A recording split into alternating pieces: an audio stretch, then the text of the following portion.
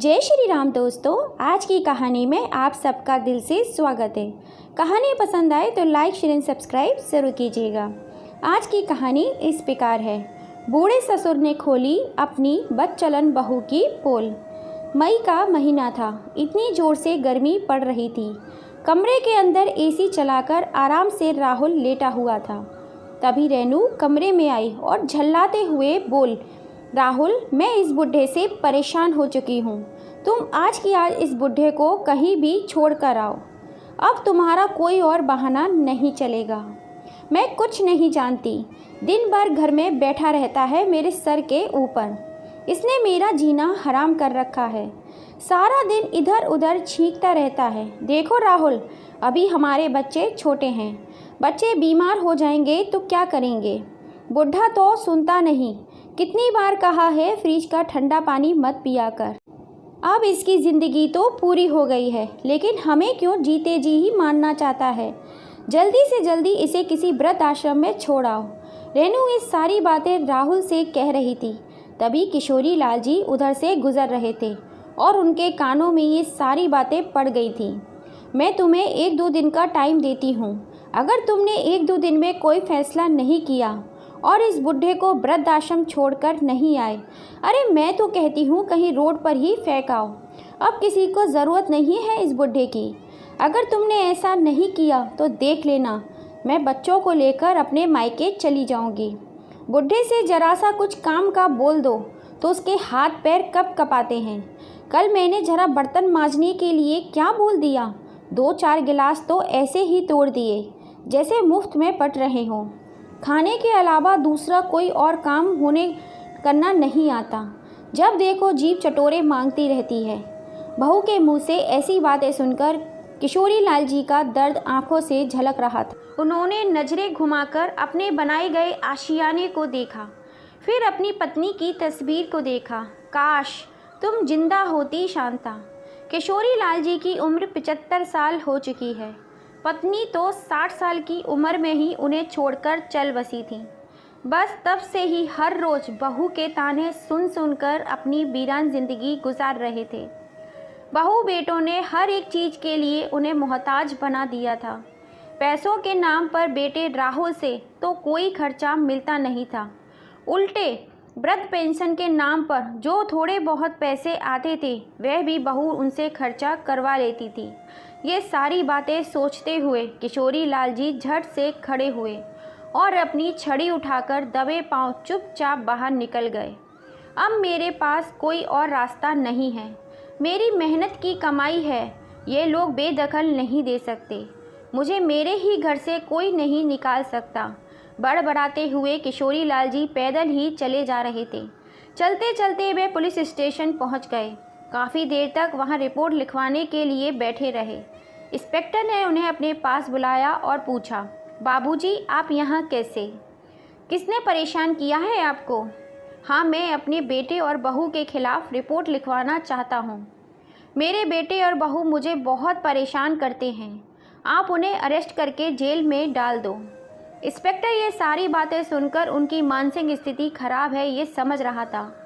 Constable से बाबूजी के लिए पानी लाने को कहा। फिर किशोरी लाल जी को पानी पिलाकर उनसे सारी कहानी पूछी तो किशोरी लाल जी ने सब कुछ बयान कर दिया। कैसे बेटे बहू उनसे काम कराते हैं और भूखा रखते हैं। इंस्पेक्टर किशोरी लाल जी को साथ लेकर उनके घर चला गया। रेनू ने जैसे ही दरवाज़ा खोला तो उसके सामने पुलिस को देखकर आंखें फटी की फटी रह गई। इंस्पेक्टर ने कहा, हम इनकी शिकायत पर यहाँ आए हैं। आप लोग इन्हें परेशान करते हो, मारते पीटते हो, ऐसा ये कह रहे हैं। इन्होंने बहुत कुछ बताया है आपके बारे में। इंस्पेक्टर रेनू को देखते ही बोल पड़ा, साहब आपने भी किसकी बातों पर भरोसा कर लिया? एक तो इनका दिमाग भी कंट्रोल में नहीं है। इन्होंने सुबह क्या खाया है ये तक तो इनको याद नहीं रहता। और जिस घर की ये बात कर रहे हैं वो घर मेरे पति ने बनवाया है, ना कि इन्होंने। हम इनका पूरा ख्याल रखते हैं, मगर इन्हें तो हमारे अंदर कमियां ही निकालनी होती हैं। अपनी बहू पर नज़र कौन रखता है, मगर ये रखते हैं। कैसी गंदी गंदी नज़र से मुझ पर देखते हैं। मुझे तो बताते हुए भी शर्म आ रही है। किशोरी लाल जी बोले, बहू मुझ पर इतने घटिया इल्ज़ाम तो मत लगाओ। थोड़ा तो भगवान से डरो साहब, ये जवानी से ही ऐसे हैं। इनकी बीवी भी इनसे परेशान रहती थी बेचारी, इसीलिए जल्दी ही परलोक सुधार गई, वरना मुझे क्या पड़ी है जो अपने पिता समान ससुर के बारे में ऐसी बातें करूंगी। रेनू ने अपनी पूरी जान लगा दी किशोरी लाल जी को छवि बिगाड़ने में। और अगर आपको मुझ पर भरोसा नहीं है तो लिए अंदर आइए, मैं दिखाती हूँ। रेनू पुलिस वाले को घर के अंदर किशोरी लाल जी के रूम में लेकर गई। ये देखिए, यह है इनका रूम, जो भी बहुत साफ़ सुथरा तरीके से था। हर सुविधा वहाँ पर दिखाई दे रही थी। देखिए, ये इनका कमरा है। क्या कमी लग रही है आपको इसमें? रेनू ने जब किशोरी लाल जी का कमरा दिखाया तो इंस्पेक्टर हैरान रह गया और किशोरी लाल जी की तरफ देखने लगा। बाबूजी, आपने तो हमसे कुछ और ही कहा था। किशोरी लाल जी ने कहा, मुझे नहीं पता साहब ये सब कैसे हो गया। यहाँ तो बहुत गंदगी और बदबू रहती थी। पूरे दिन घर के बर्तन धोता हूँ मैं। किशोरी लाल जी अभी अपनी बात को सिद्ध करने में लगे ही हुए थे। रेनू ने कहा, ये झूठ बोल रहे हैं। भला हम इनसे बर्तन क्यों साफ़ करवाएंगे जब हमने घर में काम वाली रखी हुई है। हमें भी इनकी उम्र का ख्याल है। हाथ पैर तो ठीक से काम नहीं करते और बर्तन कैसे साफ़ करेंगे? आप खुद ही सोच कर देखिए इंस्पेक्टर साहब। तभी रेनू ने अंदर की तरफ आवाज़ लगाई, कांता जरा इधर आना। अंदर से एक 30-35 साल की औरत बाहर आकर खड़ी हो गई, जिसे देखकर किशोरी लाल जी की हैरानी की सीमा नहीं रही। मैं नहीं जानता इस औरत को, ये कौन है? किशोरी लाल जी ने उसे देखते ही पहचानने से इनकार कर दिया। अरे ये तो बाबूजी हैं, सुबह ही हमारी मालकिन इन्हें ढूंढ रही है। यह बिना बताए कभी भी कहीं भी निकल जाते हैं और हमारी मालकिन जब देखो परेशान होती रहती हैं। वह औरत तपाक से झूठ पर झूठ बोल रही थी, जिस पर किशोरी लाल जी बिगड़ पड़े और अपनी छड़ी उठाकर उस लड़की को मारते मारते रुक गए। देखिए सर, ये ऐसे ही दिन भर गुस्सा होते हैं, हम सब पर चिड़चिड़ाते हैं। आप सोच सकते हैं कि यह हमारे साथ क्या हाल करते होंगे। यह कहकर रेनू ने आंखों में झूठे आंसू भर लिए। बेचारे किशोरी लाल जी बेबस होकर सबको देख रहे थे। उन्हें कुछ समझ में नहीं आ रहा था, आखिर ये सब क्या हो रहा है। रेनू ने झूठ का ऐसा पर्दा तैयार किया जिसे उठाने में खुद किशोरी लाल जी ही शक के घेरे में आ गए थे। इंस्पेक्टर को दिखाया गया उसे वही सच लग रहा था। फिर इंस्पेक्टर ने कहा, देखिए मैडम, ये आपके घर का मामला है, इसे आप घर तक ही सीमित रखिए। हमारे पास और भी बहुत सारे काम हैं। इतना फालतू समय हमारे पास नहीं है कि जाकर लोगों के घर की लड़ाई को सुलझाएं। इंस्पेक्टर गुस्से में सारी बातें बोलकर वहाँ से निकल गया। किशोरी लाल जी वहीं अपराधी की तरह खड़े हुए थे। अब समझ नहीं पा रहे थे कि ये क्या किया जाए। रेनू ने कहा, बुढ़े, अब तो तेरे कलेजे में ठंडक पड़ गई होगी। हमारी सारे मोहल्ले में बेइज्जती करा दी। अब यही दिन देखना रह गया था। तेरी पुलिस लाने की हिम्मत कैसे हुई? चल अंदर, बताती हूँ तुझे। रेनू किशोरी लाल जी को उनका कॉलर पकड़कर घसीटते हुए घर के पीछे वाले सर्वेंट क्वार्टर में ले जाकर उनकी ही छड़ी उठाकर उसे किशोरी लाल जी को खूब पीटा। किशोरी लाल जी जोर जोर से चिल्ला रहे थे, बेचारे दर्द से कराते हुए चिल्ला रहे थे, मगर रेनू पर उनकी चिल्लाहट का कोई असर नहीं हुआ। बहू के आगे हाथ जोड़कर बोले, मुझे माफ़ कर दे, आगे से कुछ भी ऐसा नहीं करूँगा।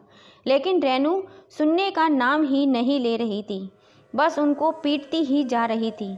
रेनू ने किशोरी लाल जी को छड़ी से जब तक मारा तब तक मारते मारते उसके हाथ थक नहीं गए। मार खाते खाते किशोरी लाल जी बेहोशी जैसी हालत में आ गए। तब बहू ने डंडा पटका और ज़ोर से लात मारकर अपने कमरे में जाकर बैठ गई। बेचारे किशोरी लाल जी अब खुद से ही उठने की स्थिति में भी नहीं थे। रेनू ने बाद में अपनी कामवाली कांता को भेजा। कांता ने आकर वहीं एक बिस्तर बिछा दिया और उस पर लेटने को कहा। किशोरी लाल जी फिर भी जैसे तैसे दीवार का सहारा लेकर उठे और अपने कमरे में जाने लगे। रेनू उन्हें देखने की ते ही जोर से चिल्लाई, वहाँ क्या करने जा रहा है बुढ़े? तेरी जगह अब इस स्टोर रूम में ही है। खबरदार जो अब इस घर के अंदर आया, खाना भी यहीं आ जाएगा तेरे लिए। अब अपनी मनहूस शकल लेकर घर के अंदर मत आना। अपने ही घर में बेगानों जैसा व्यवहार हो रहा था, मानो वे इस घर के सदस्य नहीं बल्कि कोई भिखारी हो, जिसे रखना बस उनकी मजबूरी है। बिस्तर के नाम पर बस उन्हें एक फटी हुई पतली सी चादर दे दी गई। रेनू के दिए गए जख्मों से हल्का हल्का खून भी निकल रहा था। एक बेटी है उनकी, अगर उनके पास फ़ोन होता तो वह उससे कहकर अपने मन की बात कर लेते। किशोरी लाल जी ने एक बार कोशिश की थी, पर रेनू ने तब से ही उनका फ़ोन छीन लिया। उनकी बेटी जब भी उनसे मिलने आया करती, उनके साथ बहुत ही अच्छा व्यवहार किया जाता था। एक दिन उन्हें पकवान खाने को भी मिल जाया करते थे और सोने के लिए नरम मुलायम बिस्तर भी। ऐसा केवल उनकी बेटी रानी को दिखाने के लिए किया जाता था, जैसा कि आज पुलिस के सामने किया गया था। सुबह किशोरी लाल जी को जाते देख रेनू ने सोचा, चलो बुढ़ा खुद ही चला गया, चलो अच्छा है, अब मैं आज़ादी और चैन से रहूँगी। रेनू ने जल्दी से पड़ोसन की काम करने वाली कामवाली को बुलाया और उसके पहचान की एक कामवाली को अपने यहाँ पर काम करवाने के लिए रख लिया। रेनू ने कांता कामवाली से किशोरी लाल जी के कमरे को खाली करवा दिया। उसमें सब कुछ अच्छा सामान रखवाया और सुंदर तरीके से सजवा दिया। अब कमरा पहचानने में भी नहीं आ रहा था। वह जानती ही नहीं थी कि किशोरी लाल जी पुलिस को घर लेकर आ जाएंगे। उसने तो सोचा था कि बुढ़ा गया, अब वापस कभी नहीं आएगा, लेकिन उसने किशोरी लाल जी को पुलिस के संग आते हुए खिड़की से देख लिया था। तुरंत कामवाली को सब कुछ समझा दिया। देख, 500 रुपये दूंगी, बस पूछा जाए तो कह देना कि यहीं काम करती हूँ। कामवाली भी इस ऑफ़र को राजी हो गई। उसे एक दिन के 500 रुपये मिल रहे थे, तो उसने भी जरा से झूठ के लिए अपना ईमान बेच दिया। शाम को जब राहुल घर आया तो उसने रेनू ने दिन का बीता हुआ सारा किस्सा सुनाया। वह तो समय रहते हुए मैंने सब कुछ सोच लिया था कि पुलिस वालों को क्या बोलना है। अगर मैं इनको खिड़की से नहीं देखा होता तो ये तो आज हमें जेल भिजवा चुके होते। मगर आज उनके यहाँ से जाने का एक फ़ायदा हुआ कि इनका कमरा साफ़ सुथरा देखकर पुलिस इनको ही खरा खोटा सुना रही थी। अब पुलिस इनको कभी नहीं सुनेगी, तो इनको छोड़ने कब जाना है? तुम सुबह कह रही थी ना? राहुल ने सुबह वाली बात को दोहराया। अरे अभी नहीं भेज सकते इनको, मोहल्ले और पुलिस वालों ने देख लिया है। अब ये गायब हो गए तो पुलिस को शिकायत कर देंगे और पुलिस हमें ही पकड़कर ले जाएगी। तुम कुछ दिनों के लिए शांति रखो, जब भेजना होगा तो मैं बता दूंगी। इस पर राहुल भी चुप होकर बैठ गया और बाप की हालत जानने की ज़रूरत भी नहीं समझी। अब किशोरी लाल जी पीछे के सर्वेंट क्वार्टर में ही पड़े रहते थे। वहीं उन्हें रूखा सूखा खाना दिया जाता था। समय बीतता गया और धीरे धीरे 1 महीना गुजर गया। उनकी हालत दिन पर दिन खराब होती जा रही थी, मगर बेटे और बहू को कोई तरस नहीं आ रहा था। घर में क्या हो रहा था अब किशोरी लाल जी को भनक तक नहीं थी। रोज़ नए नए पकवान बनाकर खाए जाते थे और किशोरी लाल जी को वही रात की सूखी रोटी खाने में दी जाती थी। एक बार खाने की खुशबू पूरे घर में फैली हुई थी। खाने की खुशबू से किशोरी लाल जी का मन कुछ अच्छा खाने को हुआ और लाठी के सहारे से उठकर धीरे धीरे किचन में जाने लगे। उन्होंने सोचा शायद शर्म के मारे ही मुझे कुछ खाने के लिए दे दे, मगर जैसे ही उन्हें रेनू ने देखा, उसके तो गुस्से का ठिकाना नहीं रहा। बुढ़े, बदबू फैलाने यहाँ पर क्यों आया है? कितनी बदबू आ रही है तुझसे? रेनू ने नाक पर साड़ी का पल्लू ढकते हुए कहा, क्योंकि किशोरी लाल जी कितने दिनों से नहाए हुए नहीं थे। रेनू ने गुस्से में आकर गरम गरम चिमटा उनको दे मारा, जिससे किशोरी लाल जी का हाथ जल गया और वे दर्द और जलन से बिलक उठे। रेनू का कहर उन पर जब देखो तब बरसता ही रहता था और वह ना जाने किस डर की वजह से कुछ नहीं कह पाते थे। अब तो उनका घर के गेट तक जाना भी बंद कर दिया गया था। मदद मांगने के सारे रास्ते भी बंद हो गए थे। एक दिन किशोरी लाल जी को अंदर से कुछ आवाज़ें आईं तो किसी आदमी की थी। किशोरी लाल जी को आवाज़ अनजानी सी लग रही थी, तो उन्होंने उठकर देखना चाहा। बहुत धीरे धीरे अंदर जाने के बाद उन्हें घर में कोई नहीं दिखा। आवाज़ तो आ रही थी, मगर साफ साफ समझ में नहीं आ रही थी। बीच बीच में रेनू के हंसने की आवाज़ में भी आ रही थी। किशोरी लाल जी की जिज्ञासा बढ़ती जा रही थी और इसलिए वे रेनू के कमरे की तरफ बढ़ गए।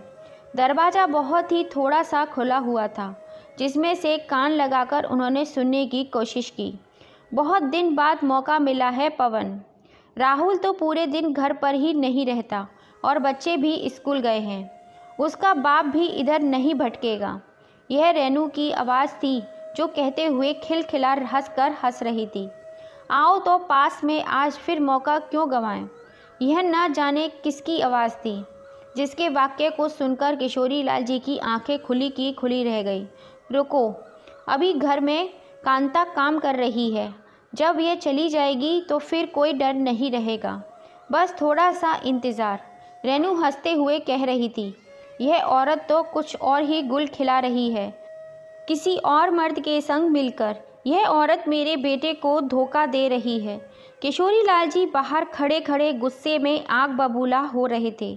मुझ में इतनी हिम्मत नहीं थी कि मैं रेनू को इसी समय बेपर्दा कर सकूं, क्योंकि रेनू की नफ़रत इतनी ज़्यादा थी कि वह उनकी जान भी ले सकती थी। मुझे जल्दी से कुछ करना होगा इससे पहले कि वो बाहर आए। किशोरी लाल जी तुरंत किचन में गए जहां कांता खाना बना रही थी। कांता ने जैसे ही उनकी तरफ देखा तो उन्होंने उसको चुप रहने का इशारा किया। तुझे इसने उस दिन कितने पैसे दिए थे झूठ बोलने के लिए? क्यों बताऊं आपको? मुझे बता, मैं तुझे उसके डबल दूंगा। किशोरी लाल जी ने जल्दी जल्दी कहा। करना क्या है? कांता ने पूछा। तेरे पास जो फ़ोन है वह मुझे 2 मिनट के लिए दे दे। अंदर रेनू किसी गैर आदमी के साथ रंग ललियाँ मना रही है, उसकी रिकॉर्डिंग करनी है। कांता ये सुनकर मान गई और तुरंत अपना फ़ोन उठाकर दे दिया। देख, तू अपना मुंह नहीं खोलना किसी के भी आगे, वरना ये काम भी तेरे हाथ से चला जाएगा और पैसे भी नहीं मिलेंगे। अगर ऐसा करेगी तो पैसे और भी ज़्यादा दूंगा। हर महीने मुझे पेंशन भी मिलती है। कांता ये सुनकर किशोरी लाल जी से चुप रहने का वादा कर देती है और पैसे मिलने की बात से खुश हो जाती है। किशोरी लाल जी ने रेनू के कमरे का दरवाज़ा जरा सा खुला और पर्दे की आड़ में छुपकर वीडियो बना ली। 5 मिनट का वीडियो था जिससे वह साबित हो रहा था कि रेनू के किसी गैर आदमी के साथ नाजायज़ संबंध है। वीडियो ऐसा था कि किशोरी लाल जी को खुद देखने में भी शर्म आ गई। उन्होंने गुस्से में उसी वक्त उसे अपने बेटे राहुल के नंबर पर भेज दिया। कांता, अब तू जा, तुझे तेरे पैसे कल मिल जाएंगे, लेकिन जब मैं कहूँ इस बात की गवाही देनी होगी तुझे।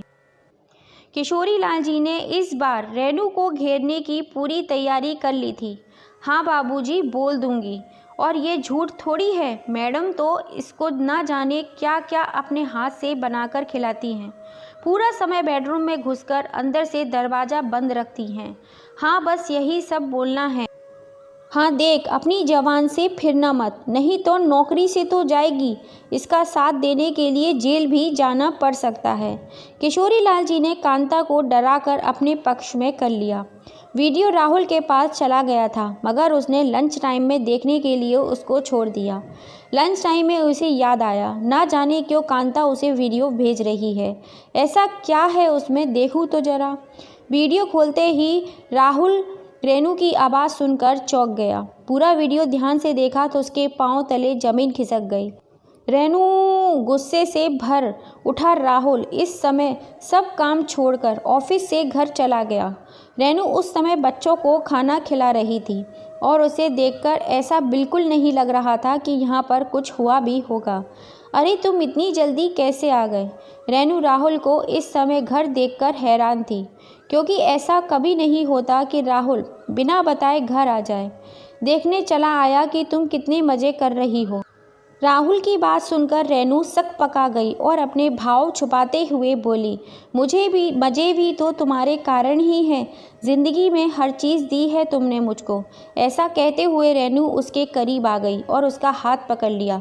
अच्छा, अपना हाथ झटकार कर जोर से चीख उठा राहुल। आवाज़ सुनकर किशोरी लाल जी उठकर बैठ गए और समझ गए थे कि अब क्या होने वाला है। वे धीरे धीरे चलकर अंदर आ रहे थे। राहुल की आवाज़ बेहद गुस्से से भरी हुई लग रही थी। मज़ा तो कोई और दिलाता है तुझे जलील औरत, मेरे पीछे ये गुल खिलाती है तू, मेरे ही घर में अपने आशिक के साथ गुल खिलाते हुए। यह कहते हुए राहुल ने अपना फ़ोन जेब से निकालकर यह वीडियो सामने रख दी, जिसने रेनू उस अनजान आदमी की बाहों में थी। अब रेनू के मुंह पर जैसे ताला ही लग चुका था। पीछे से ससुर आता देखकर चीख पड़ी, क्या है ये सब? मैंने नहीं किया कुछ भी। किसने भेजी ये वीडियो तुमको? किसने भेजी? अभी बताता हूँ। जिसने भी भेजी, राहुल ने तुरंत कांता को फ़ोन किया। घर आओ जल्दी से। उधर कांता राहुल की आवाज़ सुनकर समझ गई थी कि बाबूजी का तीर निशाने पर लग गया है। अब उसे क्या करना है। वह जल्दी से राहुल के घर आई। गुस्से में टमटमाता हुआ राहुल कांता के आने का इंतज़ार कर रहा था, मगर असली गवाह किशोरी लाल जी थे। अभी तक और सही समय आने का इंतज़ार कर रहे थे। रेनू भी ईश्वर से दुआ कर रही थी कि आज किसी तरह भगवान मुझे बचा लो। जैसे ही कांता घर आई, राहुल गुस्से से बोला, लो आ गई तुम्हारी गवाह।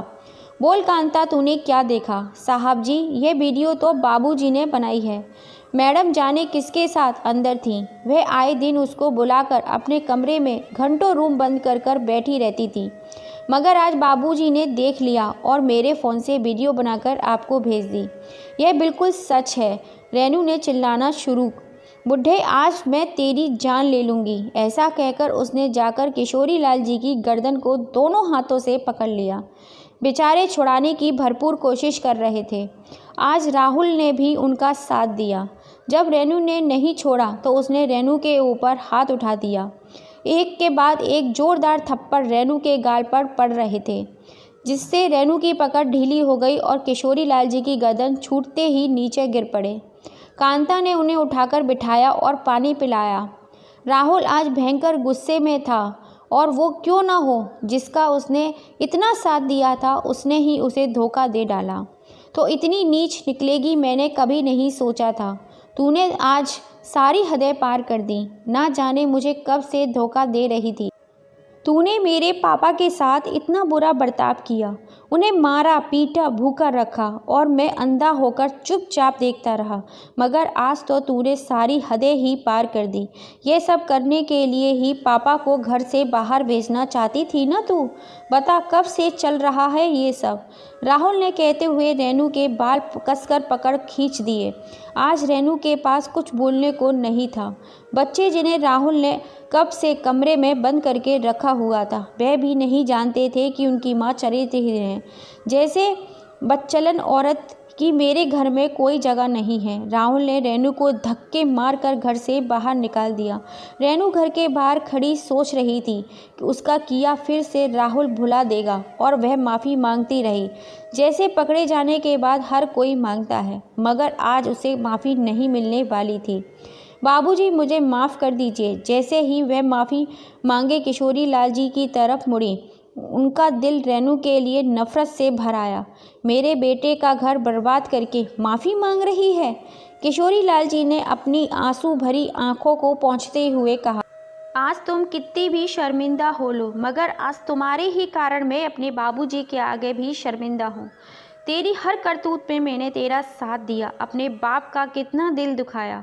बाबूजी, प्लीज़ मुझे माफ़ कर देना। राहुल घुटनों के बल बैठ गया और रोता जा रहा था। मैं इस बच्चलन औरत की बातों में आकर अपने देवता समान बाबूजी के साथ कितना गलत कर बैठा।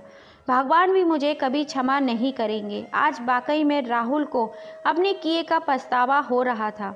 रेनू, तुमने अपने हाथों से आज अपने घर को जला दिया। अब तुम हमारी नज़रों से दूर चली जाओ। हमारे घर में और हमारे दिल में तुम्हारे लिए कोई जगह नहीं है। रेनू घर के दरवाजे पर खड़ी खड़ी रोते रोते माफ़ी मांग रही थी, मगर आज कोई सुनने वाला नहीं था। कहते हैं भगवान की लाठी में आवाज़ नहीं होती, लेकिन जब भी पड़ती है तो बहुत ज़ोर की पड़ती है। तो दोस्तों, आज की ये कहानी कैसी लगी? क्या रेनू के संग जो हुआ वो सही था? अपनी राय हमें कमेंट करके ज़रूर बताना। कहानी पसंद आई हो तो लाइक शेयर एंड सब्सक्राइब ज़रूर करना। फिर मिलेंगे। जय श्री राम।